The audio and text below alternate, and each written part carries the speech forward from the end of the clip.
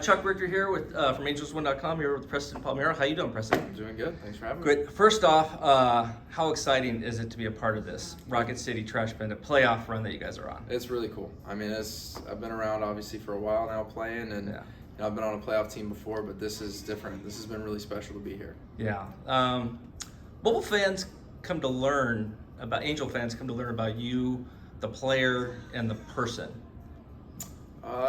That's a big one, right? I don't know. I mean, I think there's a lot, I guess. I mean, I've been around a while, like I said. I've played obviously 6 or 7 years, whatever it's been now, and then, I come from an area that's big baseball background, right? So I know the game and everything like that, and I think for myself, like, my career hasn't obviously gone exactly how you draw it up, right? Like, everyone thinks it's just going to be, hey, we're going to get drafted and go straight to the big leagues. And so, I've had to learn a lot about myself as a player and the things that I need to do to get better. And, I think I'm doing a better job of that, being a more consistent player. And I think part of that comes from being just a good teammate. I try to be that for these guys. There's a lot of young guys here, Soto, Maitan, Neto. I mean, even Hoppy, even though he's like the best player on the planet, you forget like he's 22 years old. And so just trying to be someone that these guys can kind of lean on and help them learn from some of my experiences and just help them maybe make it a little bit easier, make the road a little bit smoother for them. And so I just try to be, I don't necessarily want to say a leader or anything like that for them, because that's not necessarily my job, but I just want to do what I can to help them get better at the game, and then to not let it weigh on them so much, because minor league baseball can be tough, and baseball can be tough in general. It can be hard on your mental, so just try to be there for them.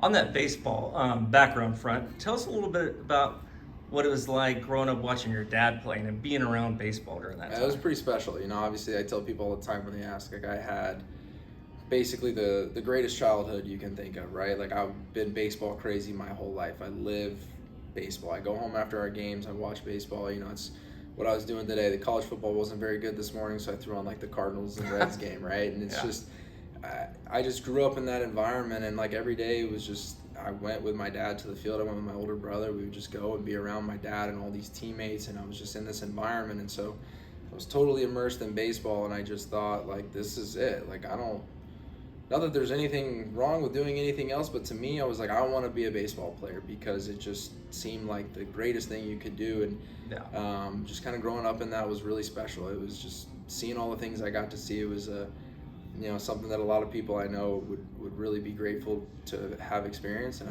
I'm really thankful I did. What's your favorite memory of your dad playing baseball? My favorite, well, I mean, there's a couple. For me, it was really, really special because my dad finished playing when I was 10. So like some of the memories are kind of like, here and there or whatever, but I vividly remember his 3,000th hit. I remember his 500th home run pretty well, but I vividly remember it hit 3,000. And that one was really special because to me, I was at a point in time, I was 10 years old when he did it. And so I was totally in love with the game, and that's what I wanted to do. And so to be able to see my dad do that at the end of his career and be there for it and kind of document the whole thing, that was about as cool as it could get. And just see that accomplishment, see him going, 500 home run, 3,000 club, that was really cool. That is, yeah. What part of your game do you take the most pride in? Whether hitting, defense, base running? I'll say my defense. I guess I've been a hitter my whole life, right? Like, I mean, that's really why I've played as long as I have and everything like that. But I think the defense is the thing I'm most proud of, because the hitting can kind of come and go. The best hitters in the world, everybody can slump and anything can happen, but the defense is, in my opinion, the one thing you have total control of each and every day. And so to me, whether it's at first base, second base, third, outfield, whatever it is, my goal is to be the best defensive player that I can be. And I feel that I do a pretty good job of that, especially at first base. And so to me, I take pride in the fact that, when I'm at first base, infielders are comfortable with me being there, or pitchers are comfortable with me being there because maybe I'll make a play. And so that to me is something that, I take pride in. Yeah. Okay. What do you feel like you need to work on to get that call up, to get that promotion to the big leagues? That's a tough one. You never really know. Ryan Aguilar and I were talking about this yesterday, actually, because it was really cool, obviously, to see him get the call, and we just talked. And it's one of those things in the game where you don't really know. It could be so many different things. I mean, just in my opinion, I think from an offensive standpoint, that's the biggest thing, and I think it's a consistency thing more than anything. I think there's flashes in there, obviously, each and every year of my career where it's like I'm sure people see it and they go, okay, he can do this, but then maybe it's a 2-week stretch or maybe it's a month stretch, and then maybe the next 2 weeks after that aren't nearly as productive. And to me, the biggest separator in the big leagues and the minor leagues is it's not necessarily talent level, it's a consistency thing. I mean, obviously there's the Trouts and the Otanis of the world that are superhuman, and they're great every year. Yeah. But, for the majority of players, in my opinion, it's a consistency thing. They do it day in, day out, and they get to the big leagues and it doesn't change. And they're not superhuman, they just show up each and every day and they produce. And so I think for me, it's just being consistent from April 5th or 6th, whatever opening day is, until September 18th, and that I think in the long run will maybe help me get that call.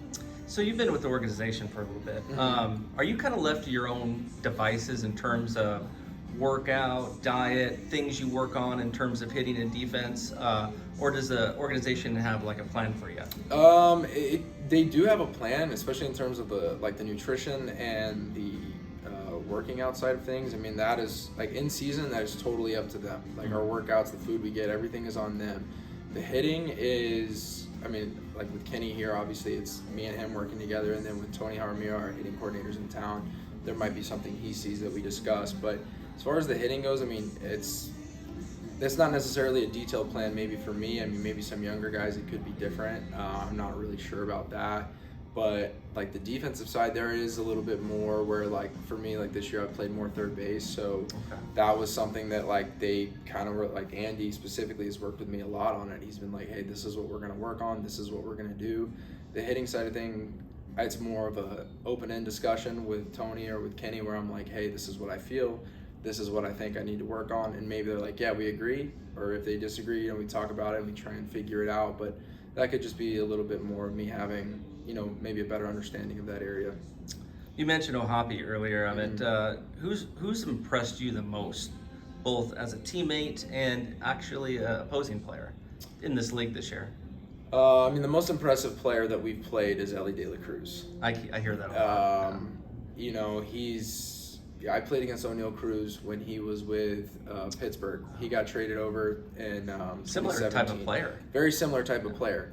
And immediately you go to that, right? Tall, shortstop, massive power, just like you see him do things and you're like, I can't believe that there's a baseball player doing that and I'm having to play against them. But he was extremely impressive. Really good kid too. I mean, he was nice. I mean, he spoke pretty good English with me. I mean, I don't know how young he is. I'm not really familiar with him, but he's a really nice guy. For us, I mean, as a teammate, honestly, we haven't probably the best team of guys that I've ever been with.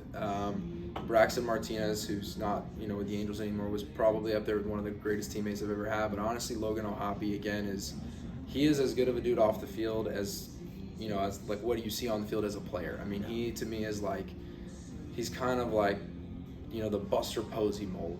Like that guy that's that like kind of a quiet leader or whatever, but like he's out there to win. And a lot of times in minor league baseball, you don't see like we're here to win. It's like, hey, like I'm here to get my 2 hits tonight, and like if we win, we win, and if we lose, like oh well, because like that's kind of the game that we've been playing. But Logan he's here to win, and he's a leader, and he wants that, like he wants the game, he wants it on him, and he messes something up, he'll come up to you and say it. I mean, he like struck out or something the other day, or popped up with like runner on second, and I came up and like grounded out. He came up to me and was like, sorry, I didn't get the runner to third. And I was like, Logan, like you didn't do anything wrong, man. Like it's just part of the game. But he to me is about as impressive as a young baseball player as I've ever seen. Wow, that's great. What has been your best game to date? I mean, you can even go back high school, professional. I know a few weeks back when I was here, the night before, you had a pretty special night. Yeah, that one is up there. I mean, I've had games where I've had like big nights, like I've had 4 for 4s or 2 homers, whatever, multiple doubles. I mean, I had a week in Chattanooga right after the All-Star break where I had like 3 straight 2-hit games with like a couple homers and like 3 doubles mixed in or whatever. But I think the walk-off home run, like for me, is like I had a crazy walk-off when I was in college at NC State. We beat Miami in an ACC tournament game. I had a double off the left field wall, and the left fielder threw the ball away at second, and I was going to second. I was out by about 10 feet, thankfully threw it away. I kept going to third, the ball got away, they sent me home. I was safe at home. It was like a walk-off inside the park, Little League home run thing. It was a joke, but it got us in the ACC championship. That was always like my special moment, but that night, hitting that home run, to me, it was just kind of like, that was almost surreal, you know, so that one was up there. That was cool. Who, besides your dad, I mean, who were your favorite players growing up as a kid, or somebody that you kind of modeled your game after? Ken Griffey Jr. for me was like it. I just thought like the smoothness of his swing, the way he played. I loved Griffey Jr. I used to try and hit like him, stand straight up, do the whole waggle and everything, the one-hand finish. Actually, that night I hit the walk-off home run. There's like a picture somewhere where like I kind of have like the finish, and so that one was kind of cool to see. But I also loved Robbie Alomar growing up. Him and my dad played together in Baltimore, and so I loved Robbie. That's actually one of the reasons I wear 12. I wore 12 when I was at NC State because I was one of the only numbers available, and I picked 12 because of Robbie, and so I wear that here. And then actually, you know, like kind of through like the early 2000s, mid 2000s, after my dad was done playing, I was a big Robinson Cano fan and Miguel Cabrera. Just like, I've always been into just the smooth, pure hitting looking swing where it's just effortless, you know. And like now, like Jose Ramirez is kind of becoming that guy for me where I watch him and I'm just like, how do you do this, man? Like you just make it look so easy. But, when you get to the, when you hopefully get to the big leagues someday, what's that one pitcher you want to face? Like I said, I face this guy and I got to hit off him. I want to face Jacob deGrom. Oh, I know that people are probably gonna be like, why do you want to face Jacob deGrom? I want to know what it's like because like I just watched him throw and I'm like, this just looks ridiculous, and I want to see how ridiculous it actually looks in the box because like, I mean, you get a hit off him, like great. I mean, you're not supposed to, right? No one hits him. I think deGrom would be up there, Scherzer. Those two guys, and maybe Verlander. Which is crazy because two of those guys are teammates. Right? Unbelievable. Good luck facing them. Yeah, no doubt. Make it to the big leagues, what's your walk-up music? I don't know. So the song I'm walking up to right now is like not the music I listen to at all. It's called like Narrow Road. It's like a hardcore like rap song. Yeah. But I picked it because like early in the season, I don't even know what I was listening to, but I was like, I need something that like I'm gonna walk up to that like people will hear and be like, who is this guy? Like this is not who we think this is at all. And so one of my teammates, Aaron Whitefield, like showed me this song. It was like this guy that I used to play against with the Dodgers. He's like, he rakes at every level, and this was his walk-up song. I was like, boom, I'm doing that, and I did it. And that night, I think I was 3 for 4 with a homer and a double. So like, if I got called up, I might stick with this song forever because that song kind of turned my season around. So there you go. I don't know if it was the song or something else, but I might stick with that. It's called Narrow Road by NLE Choppa. Okay, I'm gonna have to check it out. Yeah, it's different. It's different. You'd be like, there's no way this is what he listens to, but it's good. Okay, lightning round. The lighter side of things. Favorite movie? Favorite movie, Almost Famous. Okay, good. Favorite baseball movie? Bull Durham. Okay. Favorite song? Tiny Dancer. Oh, good song. Video games? Play video games? Not really a video game guy, but I guess like if I was gonna play one, maybe like the golf video games. Like I'm a golf guy, so like I try to play the baseball ones, but then I'm like, man, like I'm just going home and doing what I do during the day. Yeah. What's a perfect day look like for you away from the ballpark? I'm a really big coffee guy. Like I'm obsessed with coffee. Had a teammate get me into it a few years ago. So I love like going to coffee shops in the morning, getting a coffee, doing that, and then honestly maybe playing some golf and just being outside like a day like today when the weather's just perfect, being outside with my dog and my fiance and us just like great. Maybe eating some pizza and having like just, you know, nice night. Sounds very chill. That's what I want. A nice chill day where my brain doesn't have to do anything. There you go. Some of the guys are like, I want to go hunting and yeah, I'm not. I want a nice easy day. Yeah. Last question for you. When you're done playing baseball, what will your next career look like? I don't know. I really don't. You know, I've spent a lot of time thinking about that because especially like you got to face the reality of the situation, right? Like the longer you play, the older you get, and you're not get into big coaching, leagues. stay in baseball at all? You know, I've thought about it. I don't know so much about coaching. I have interest in it. I think I could do it and be okay at it. I recently have gotten more interested in maybe like a front office side of things.